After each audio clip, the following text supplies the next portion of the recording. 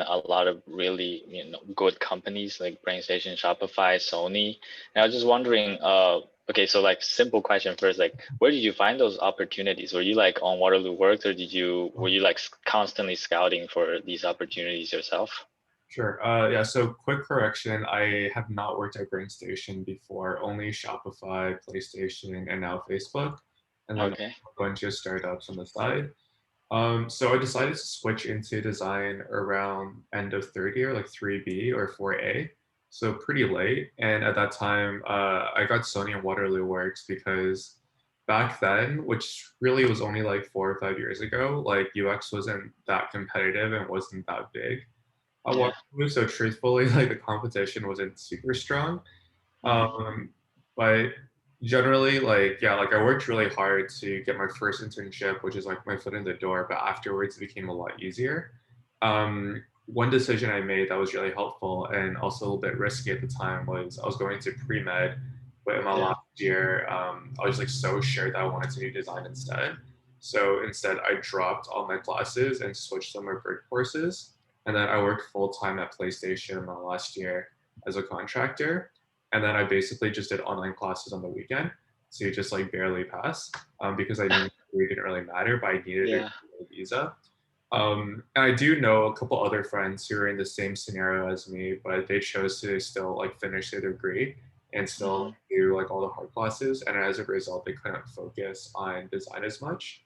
So their career started off a little bit later. So there's a trade-off. Like one's definitely a bit risky if you don't make it, but Yeah. if you're positive you want to be in design, um, like putting all your focus in it makes sense. Like in mechatronics, it's a lot harder than pre-med, so like you're probably dealing with like a lot of really crazy classes. Yeah. Although like engineering is a bit different because like having it makes going to the US really easy with a visa because you get the TN visa. So maybe you do want to still keep your class requirements to graduate. But in that case, like your grades probably don't matter. So I would just try and pass everything and focus everything on design. And speaking of how I got my job at PlayStation, like obviously luck was a big factor because 5 years ago it wasn't super competitive. But Yeah. one of the things that helped me a lot was like figuring out how to leverage my background. So coming from a background in pre-med, I did a lot of scientific research. So that kind of translates and overlaps a lot with user research. And also I had a pretty good understanding of statistics and data, which is also a big part of design. So even Sure. though my visual and interaction design skills are very weak because I had only maybe like 2 months of practice at that point, I was able to leverage the two other skill sets that came really naturally and had a lot of overlap with me. Um, and like Sony was really lucky because the role they were looking for required a lot of research and data. So even though there were probably other Is designers it who had like a UX researcher? no, it was still like a UX designer role, but like the project they had involved a lot of research. Mm. So even though there were probably other designers that had like more visual interaction design experience, none of them had the Yeah. research and data background that I got from science, and or if they did, they didn't leverage it. So it's all about like knowing how to leverage your background because I truly believe like design is such a multidisciplinary field that nobody starts from zero. Yeah.